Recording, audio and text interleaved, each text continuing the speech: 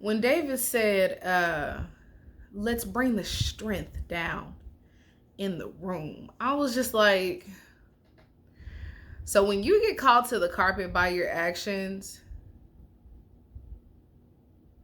everybody got to bring the strength down. But you just sat here and asked this very grown-up woman when was the last time she was intimate with the man that she invited to meet you. Hey, y'all. I'm so glad you are back. First of all, I just want to apologize for my absence. If you all don't know, in my last video, I did state that my grandma passed and her funeral was the weekend of this review. And I had the funeral to go to, then the repast, and then it was Memorial Day. And how was you guys' Memorial Day? Drop it down in the comments. I want to know genuinely. But yeah, so it got really busy. And then Monday on Memorial Day, I was invited out to lunch, but I didn't intend on it to be a whole excursion, which it was. That ended up with my mom being in the hospital. So it got complicated, and I just kept getting, you know, further and further pushed back on my videos. So I do apologize. I'm so glad that you all are here so we can get into these notes, talk about this episode, because now, hands, who was all upset that they did a to be continue? Y'all, I was so annoyed. I was like, okay, why can't we see somebody get eliminated? Like, because I think we all know who was eliminated. And I had a little extra piece of notes that I wanted to share with you all, because guys, the internet streets is hot right now. Like the stuff that's going on with Queen Naja and her family, and then seeing the guys from Ready to Love be responsive to these episodes. It's been hot, and I watched one video. Wish I would have never wasted that 27 minutes, but I decided to give you all my thoughts on that. So if you're interested, stay to the end. I'm gonna let you know how I feel about what David had to say in his live, okay? So let's get started. So I put in my notes that this episode is called The X Factor, but it should really be called When the Representative Leaves, because now we're getting to understand who these men are, because they are definitely showing their true colors. And of course, oh, I'm gonna get through this video. I'm gonna get this video up. Let me just take a little sip. So we're getting to know the guys, and they are, I don't want to say they've done a 180, but you can start to see how comfortable they're getting, because you're starting to see the layers peel back. And this date showing Joel, Vernicia, and her ex, I think his name was David. It was a little, I don't know, it wasn't a lot. It wasn't a whole lot, guys. I feel like it's starting to be like a repeat episode of last week, where there wasn't a whole lot in the beginning, but there was a whole lot to unpack in the end.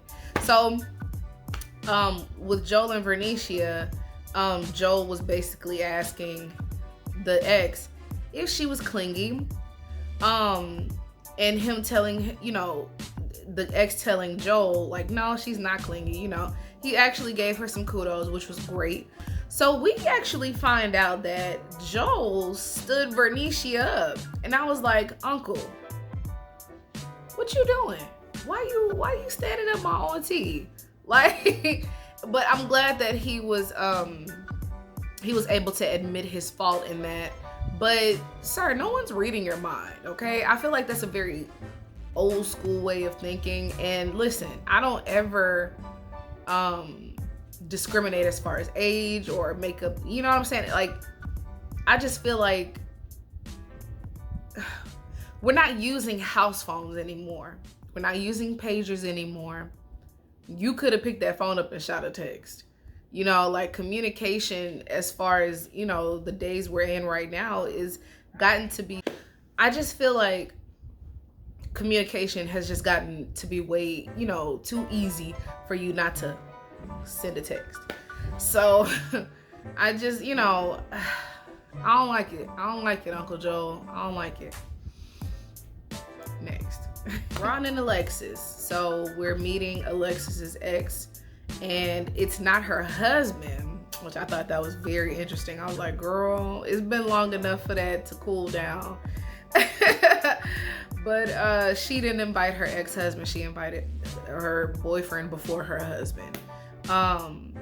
And it was interesting enough. He seemed to be he has a calm presence about himself, which I was rocking with. But she was making this particular meetup about her spiritual beliefs. Now, Ron got super defensive this episode, which I didn't like, but that's just showing that layer peeling back, because where was all this when you were hyping her up about her being your number one?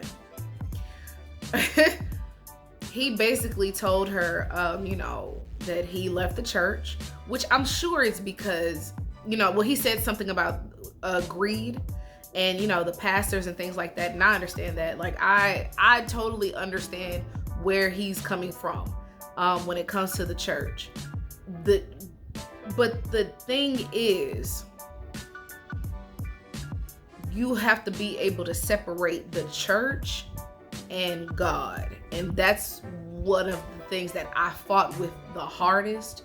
So I understand, but it doesn't seem as though Ron has done that. It seems as though he's not separated the two. So he just thinks anybody is probably like a whacked out job for even, going to church. But once you decide that you want a personal relationship with God, I think all of that church stuff kind of flies out the window and you understand the bigger picture. And I feel like with Alexis, she should have made that not her focal point, but that should have definitely been at the top of her priority list when it was time to start dating these men. Because I made a whole song, y'all. Who your number one is? She was always talking about the number one and always validating him that her core belief system in God kind of fell to the wayside. So now that it's coming up, he's being distasteful about it, really. I'm never going to talk down on anybody's belief system, like, ever. That is whack. Like, I love God, you know what I'm saying? And I love Jesus Christ. So it's like, even though I don't believe in how you believe, I'm not gonna talk down on how you believe. And when he was just like, you feel like you just dripping in religion, I was just like, that's horrible to say. And I didn't like how he handled her in that, in that way. But I'm glad it came out the way that it came out. So now Alexis has a, clear view on how she needs to step. Because if you want somebody to spiritually lead your household, he doesn't have the wherewithal to do it because he still has his hangups. You can't move forward with that person if you're not dating with a purpose, which you're supposed to be doing on a show like this. You're just wasting your time. And he should have just bowed out with Chrysanthemum, honestly, because he doesn't hold those values and he doesn't have a connection with anybody else outside of Alexis now. So if he were to get eliminated, but Alexis has a backup, it's AJ. You driven in religion.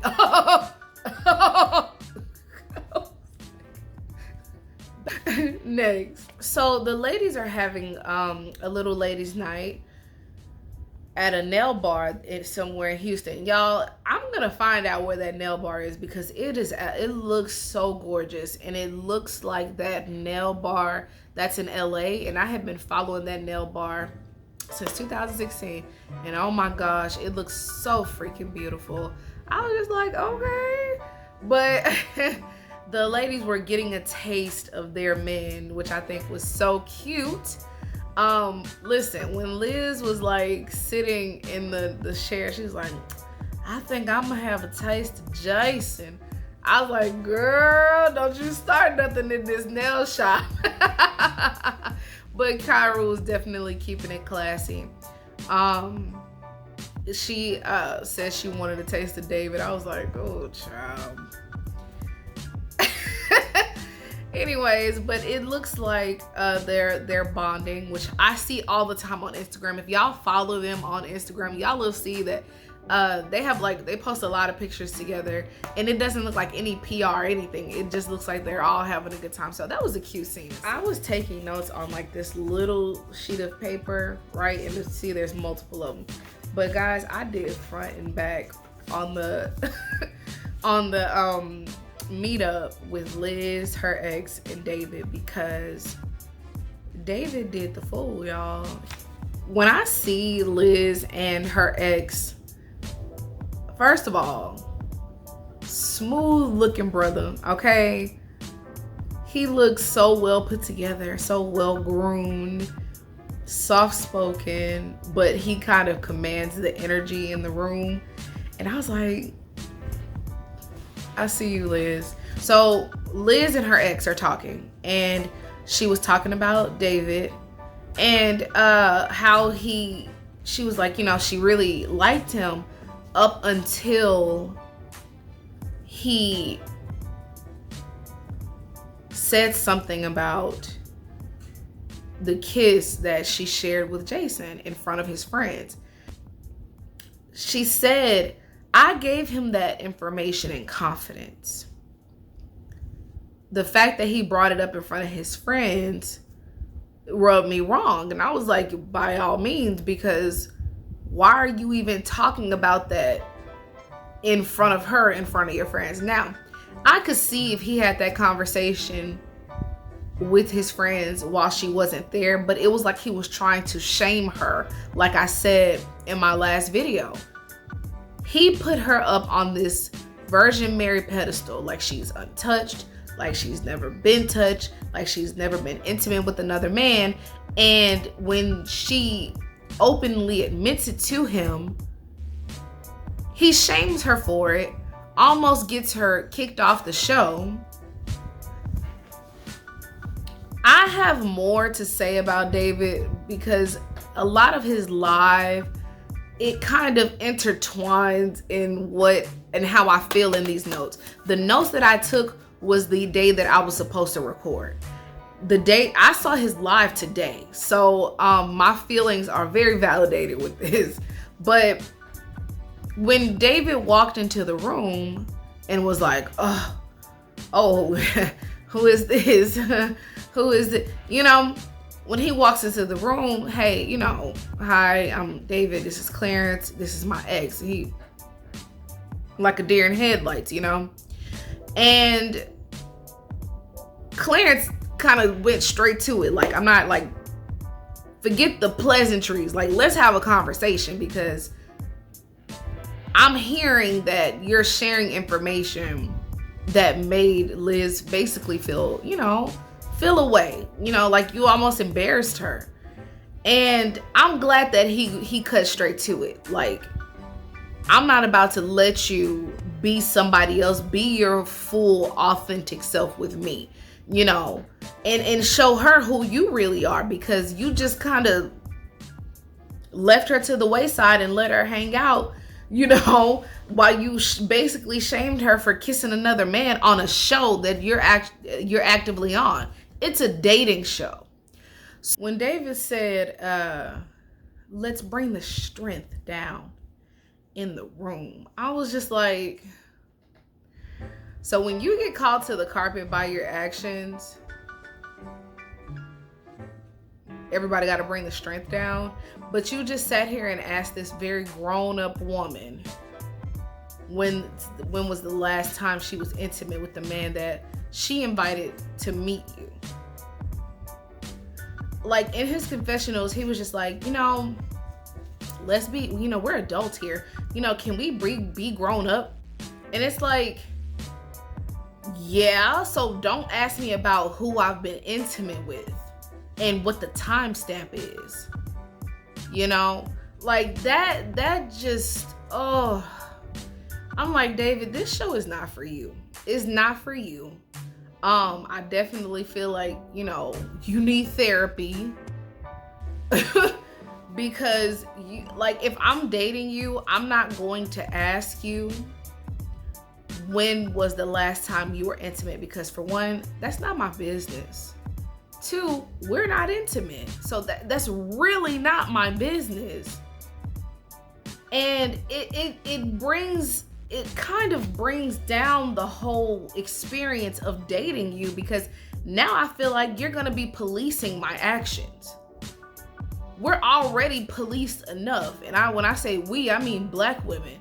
Child, after Monique splashed the internet with this whole bonnet conversation, I'm just like, anyways, but I'm just like, we're already policed enough. And it's just like, I don't want to ever put anybody in that situation where they feel like their every single move is being policed. You know what I'm saying? Especially if we're just dating. Bye, David. Bye. He just keeps rubbing me the wrong way in this particular episode. And there is nothing outside of his actions. I don't care how they sliced and diced it as far as production is concerned. His actions in regards to Liz made me not like him. It had nothing to do with production. It had nothing to do with how they edited, because you can edit things to make them look a certain way, but your behavior is, if it's as consistent as it has been with him crucifying Liz, how do you explain your way out of that? But anyways, I keep trying to go back to what I saw today, and I need to stay focused on the notes. Anyways, meeting of Jason and Kyra with Kyra's ex.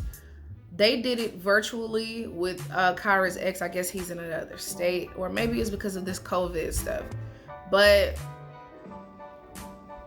Kyra's ex threw her under the bus. And this is one of the main examples as to why I'm saying, child, that they set my ladies up to fail on this episode, because he was just like, child, Kyra don't know how to, she's horrible with money, basically. I understand sometimes people break up mutually, you know, because it's just not working out. Like, there's all different types of reasons as to why people can break up. I get that part. But there is no effing way that the first person that I want you to meet is my ex.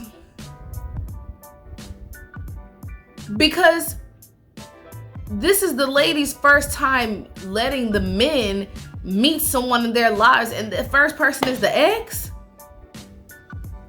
Y'all, come on, guys. Y'all have to, am I crazy here? Let me know. Like, I don't want you to be my ex, bro. Like, no. Anyways,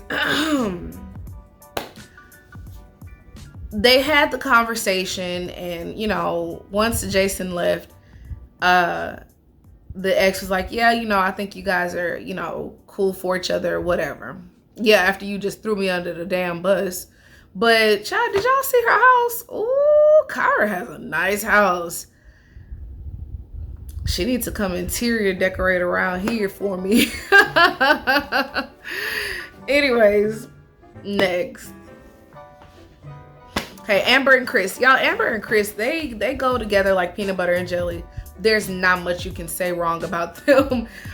They just make sense. So their meeting was great. They tried to make it like, you know, like it was gonna be something when they were airing the show.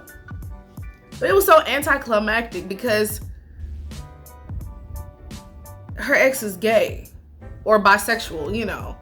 He likes men. So I was just like, oh, okay.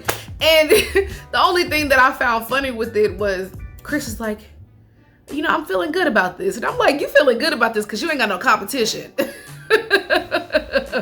Him and Amber are playing on the same team. That's why you feel good about this, Chris. And y'all, if anybody's from Houston, Y'all let me know. Is Chris on Magic 102? Y'all let me know. Cause anyways. The date between Alexis and AJ and Liz and Jason. So y'all, this was the part that I was not dreading. I wasn't ready for this because when I seen the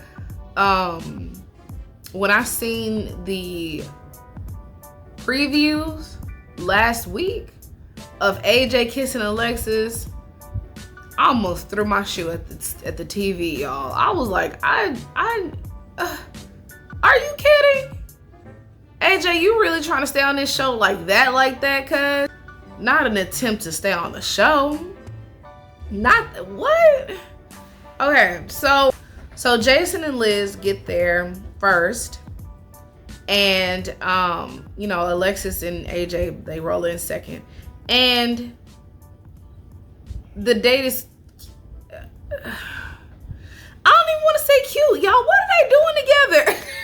I feel like this was just this had to just be for like, to fill up the show because,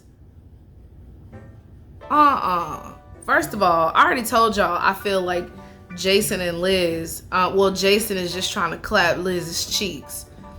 And when he said that Liz was growing on him, his words were, "This one right here is growing on me." And I was like, this one right here growing on you? First of all, if I meet somebody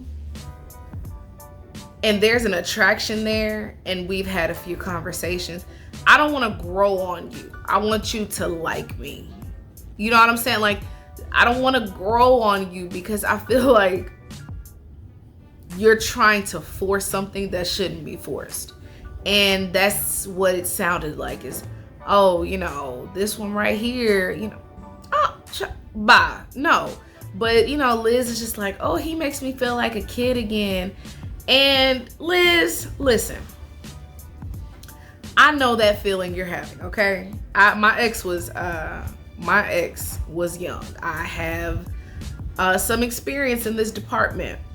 Don't get caught up in that feeling of feeling young, because that cute little butterfly of feeling, you know, young again starts to morph into being their mother. Don't do it. I've not heard of many successful relationships with women being the older person in the relationship with a man. So, you know, there may be hope, but listen, sis, don't even do it. He's just trying to clap them cheeks anyways. No. Anyways, Alexis was basically saying that she feels like AJ will break her heart. And I'm like, go with that feeling. Run with that feeling. Put it in your purse and run. Because AJ is not here to hold anybody down. He's not here to date seriously. He has not communicated with not one woman on this panel, even Kyra, that he wants to lock in this connection and see where it goes. None of that. He's been too busy trying to redeem himself.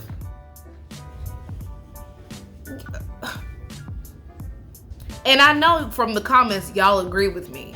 AJ is not there. He's not ready to love. When AJ kissed Alexis, I was like, it looked so forced, you know? And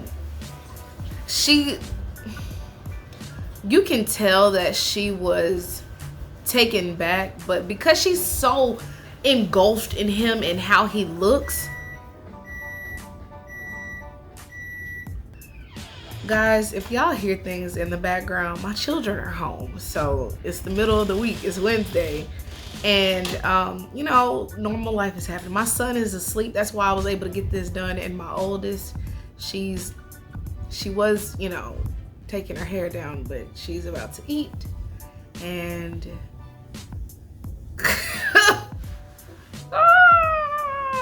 Anyways, the kiss. So guys, that kiss just you like, oh my god, that kiss, child. But I know Alexis was all into it because she's so attracted to him and she so wants to make it work with him. And it's like, stop running after something that don't want you. Like, what's for you is for you, period. And listen, Alexis, AJ is not free. Now, I am hoping when I do watch these shows that my girl's DMs blow up. That's what I'm hopeful about, because these ladies deserve, you know, relationships that will sustain them and give them exactly what they are looking for. So I am hoping that once this show is through and these relationships don't do what they need to do, that they get a great one, because they deserve it, you know. Especially, I'm seeing a lot of single mom. I'm a single mom, so it definitely resonates with my heart. And it's like, I don't feel like single moms should have to settle because they have children. That's whack. And if you believe that and you're a single mom or you're a single parent, don't believe that. You don't have to settle just because you have children. First of all, children are amazing. And having children is amazing.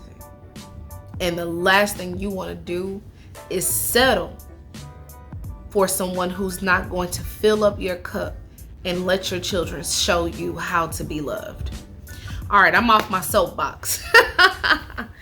Anyway, so next. So they meet at the ladies' lounge because, you know, things are starting to wrap up and we're about to eliminate. And Tommy and Alexis are having a conversation. And instead of, like I said earlier, instead of her making her spirituality a main priority for her in this dating game, she made her number one priority being number one. So now she's sitting here hurting because Ron was super disrespectful about him not being religious. But I think that the whole thing turned into it being he's just not religious, which means y'all aren't going to connect. I don't care what anybody says. If y'all don't have the same spiritual background, it's not gonna work. Because Tommy asked a very good question. He said, is this a conversation you want to have every Sunday? And with her being in the church, it's like, because do you? Yeah, everything is good now. Everything is nice now. Everything is, you know, all, you know, rainbow kisses and butterflies and unicorn farts. But once everything starts to dwindle down and you get used to one another every day, and you go on a Bible study, and you might be going to choir practice, or you have your kids in church, or you're going on Sundays and you're leaving your partner at home. If you don't think that's not going to be bothersome, sweetheart, that's a whole different ball game. Because the way you go about life is a completely separate way about how they go about life, and it's not going to mesh. Now I could see if, yeah, they're Lutheran, but I'm Episcopalian. All right, now we got something, we have a commonality, but now we have to try to make this work. But no, this is like, I don't go to church and I'm not into that. To that, church is my life and it's at the head of my life. You know what I'm saying? So it's like, no, it's not gonna work. It's not gonna work. Not unless, you know, Ron gets some help, or he, you know, opens up to her and is trying to get on that path. I don't see that happening. So it kind of breaks Alexis down, and I hate that for her, but I wish she would have never gone about it the way that she did. So Tommy asks everybody who, you know, if the show ended right now, who they would, you know, choose right now. And everybody has an answer except Alexis. And that's because she knows the reality of her choices. These two men have nothing to offer her. They have nothing that's going to sustain them going forward in a relationship, both of them. So, you know, I was like, damn, girl, like, I hate to see her go out like this. Like, I really do. Now we get to elimination.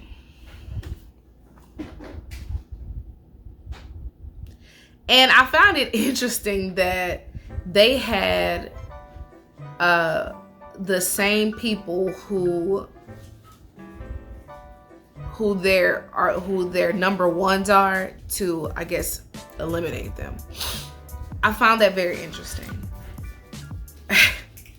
David already knows what the deal is because David, he does the eliminating, right? He's done the eliminating. And Ron. Okay, y'all, so clearly I wrote a whole bunch of notes about this elimination. And I'm just gonna do what I normally do when it starts to get intense like this. I'm gonna read my notes, so y'all grab your popcorn, grab your wine, your Henny, your water, whatever you're drinking. Let's get into these notes real quick. So, Alexis and Ron. I said, Ron gets super defensive when he starts talking about the comments he made that were borderline disrespectful. She addresses that she has done her best for him not to feel like he's being judged by her. I agree with that because she was too busy worrying about who their number one is. So he basically tells her he doesn't know if she's ever had divine masculinity.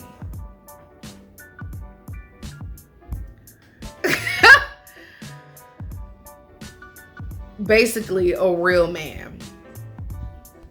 But Ron, you belittling her faith doesn't make you masculine or a real man. So the insults begin. I'm trying to understand, why can't both ideologies exist, right? You're saying that you're not gonna pray about it, you're gonna be about it, right? You're gonna go figure it out. While, you know, because you feel like, I guess, prayer doesn't work. She feels as though prayer works because she studies her Bible, I'm going to assume. And if you were really into learning about the Word of God, then you would know faith without works is dead. So both of those ideas can work together. I'm going to pray, or we can pray and we can work towards it, because God always makes a way that if you pray about it, but you start working towards it, he's going to make it easier for you to get to your solution and whatever the problem is. So, or he's going to put people in place. He's going to put you in specific situations to where he's going to get you where you need to go to handle whatever problem it is that you're facing once you prayed about it. So that's why I feel like Rhonda was too connected, or he resents the church so much so that he's resenting God. Because if he understood that part of the word, that sentiment would have been able to go together like white on rice. You know what I'm saying? So I just feel like him insulting her would have been the nail in the coffin for me. Because you're not gonna sit here and insult my faith in the way that I practice because you don't do it. You know what I'm saying? Like, I think that's super whack. And if he was open, instead of being filled with so much resentment, he would have been able to grow within God instead of growing within the church. Alexis shares this number one statement again, and now he has an issue with it. When she says, when she was up against two other women, it was cool. How can you say she needs validation when this whole time she was validating you? Y'all remember the golf date? When they were at the ballroom, y'all remember all of these instances, right? Where she is uplifting him. She's stroking his ego, y'all. And now she's the one who needs validation. When he was the one who expressed to another woman that when he's in a relationship, he wants to feel like he needs her. He wants to emotionally rely on the next person instead of being his whole self. And I just thought he was just a goofy at this point, because I'm like, how are you going to tell this woman who's been doing exactly what it is that you've been wanting from a woman that she needs validation just because she's putting her cards on the table? Because that's what happened to me a few months ago. It was this year, actually. Right, like before the freeze happened, this this person really flipped the switch on me, and it's just like, why are people like this? Back to the notes. When she starts to call him out about what she can offer him, and he starts laughing in her face, that was super tacky. You can't offer me anything. You can't offer me. Was that necessary? Like, I understand people get nervous laughing. You know, they do, like, because I do the same thing especially in my videos, y'all. Because I'm in here, you know, when I do my videos, I'm virtually by myself. So I get a little nervous laughter. But the fact that he's like laughing in her face, because she's just like, what I can offer you. First of all, why are you on the show? Like, I'm going to go ahead and wrap this up, because clearly my life is a lot more eventful than I think it is. And my phone just won't stop ringing. Things won't stop happening. Okay, so Liz and David. Y'all already saw what happened with Liz and David. Oh my gosh. So again, note time. It said, what I put down was, when David tells Liz that he wants to lead the conversation, I already knew it was gonna be some bull. The fact that he stood up over her to assert himself was lame. Children act out to get attention. That's basically what he was doing. I'm glad Liz held her ground and stood up when he stood up. But David knows what's coming, since he had to do the eliminations before. Liz was really trying to harness the conversation, but he just couldn't let her. Then he's trying to sit her down, and that was just so ugly to me, y'all. Like, him trying to sit her down and, you know, try to overtalk her was just so lame, guys. Like, I did not like the way he handled her in the very least. And when he did his live, or when I watched the live today, I'm gonna grab the note. He kept trying to put in the live that I guess he was getting DMs about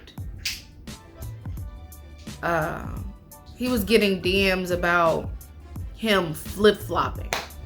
Now, anybody who's watching the same show that I'm watching knows that this is a dating show. You're supposed to be dating other people, right? So no one's worried about you flip-flopping. In the live, he kept saying he couldn't make a choice within 3 weeks. He kept saying he couldn't make a choice in a 3-week time span that he was filming. But you're on a dating show. So if you weren't, you know, if you couldn't make a decision, why are you pressed about Liz kissing Jason? You signed up for this show. No one held a gun to your head saying you had to do this show. It's called Ready to Love. Okay? Not Ready to Find a Friend. You know what I'm saying? Even if there are couples that's gonna go off into the sunset together, it's still doing the work on this show to lay a lot of that groundwork to start building a foundation. So when you started, as you would like to call, reserving yourself, you should have self-eliminated, because what were you so reserved about if you knew what the process was going to be? This isn't the first time the show has been out. The show has been out for 3 seasons now, and plus an extra bonus season of some sort, right? There's like a resort version, right? So he kept saying he was reserving himself. Then he said, a lot of people reviewing this show are saying that I need therapy. And I don't think that they're saying that I need therapy in a genuine way, like they really care about me. David, I'm here to tell you, you need therapy. You need therapy so that you can resolve whatever underlying issues that you've had in your last marriage, because you brought your last marriage up in your life. Why would you, with the issues that you have had with your last marriage, go onto a show called Ready to Love for the potential of starting a new relationship with somebody and then be reserved? What was the point? If you started having reservations, you should have said, you know what? I'm just not gonna do it. But the way your behavior displayed versus what you were trying to explain, and you try to blame editing and production and everything like that, does not mesh up. Because the way that you handled yourself and the way that you spoke to Liz was all enough to not be happy with the outcome that you've had. Like, people are pissed with you, and rightfully so. What I mean by that is you trying to stand up over this woman to talk over her. That was unnecessary. And then you try to embarrass and shame her in front of your friends. Also unnecessary. You asking about this woman's intimate past, unnecessary. You can take those 3 things and call it what you will. It just didn't paint you in the best light, and you can't blame that on production. That was your behavior. Yeah, no, that's it. I guess I just had 3 lines put down, but yeah, like, no, he really did it for me with that live. And when he started the live off, and he's just like, I don't owe anybody anything. I don't owe anybody an explanation. If you feel that way, why are you getting on the live?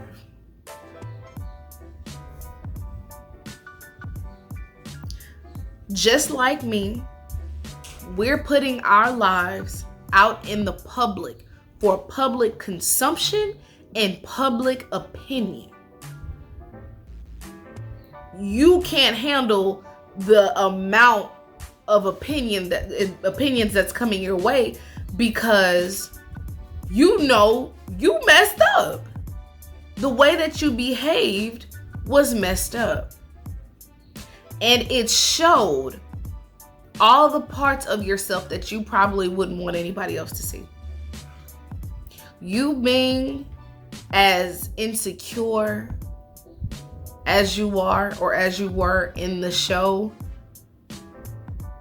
was not a good light.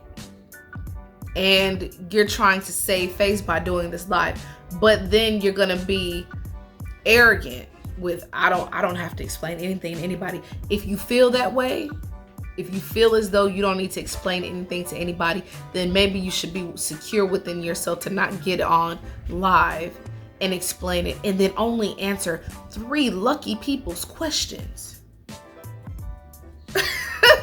I was just like, you're only gonna answer 3 questions. Now, I don't know how many people was in this live, because the live was posted to YouTube on like a T page of some sort. And I was just like, who do you think you are, bro? Like, help me out. Y'all, if y'all have watched that live in its entirety, because it's like an hour long, I watched like the first 30 minutes and I was like, I'm done. I'm good. I can't watch this anymore. Like, I watched the parts where he explained himself, and then I guess he left the other 30 minutes to explain, or not explain, to answer 3 lucky fans' questions in the comments. And I was like, that the whole thing, the whole vibe was off. Everything about it was just off. And I was like, I don't like how he's doing this. It was very genuine. It was very genuine to his character. He showed his true colors, and what he portrayed on camera definitely echoed on the live. So I stand by what I said, and I'm sure every YouTuber who's reviewing this show is standing on what they said, because we saw it through the camera. Anyways, that's all I have for you today. I hope y'all enjoyed this review. There's so many interruptions, guys. So I do apologize, and I apologize if I'm low energy. This has been a very, very, very, very, very long day. I mean, a very long one. Guys, I'm about to drink a beer and eat. And if I get up later on tonight after I go to sleep, because I'm sure I will, then I'll go to editing this video so it can be up, because tomorrow's gonna be even busier. So thank you guys for being patient with me. I love you so freaking much, y'all. We are at 133. I have a new goal. I want to get to 300 subscribers. So help me get there. Share my old stuff. You ain't got to share this one if you didn't like it. Go through my old videos, okay? But like, comment, and subscribe. Hit that bell notification so you are notified when I post stuff like this. And I'm still taking comments and suggestions on what I should add to the roster for my reviews, because I am still very much enjoying this. It's just this episode just bleh. But other than that, I also someone suggested that I do Insecure. So I'm definitely, because I love Insecure. So I can't wait till that comes back out. Even though it's for the last season, it's the last hurrah, I might as well get in on it too. So y'all put some more suggestions down in the comments. We have added Marriage at First Sight and Insecure, because I can do scripted shows too, guys. I'm open. I am open. If y'all want to do docu-series or documentaries, I will do just that, because I'm a documentary geek. Like, I love documentaries and docu-series. So y'all let me know. Put it down below. Okay? I gotta go. Peace.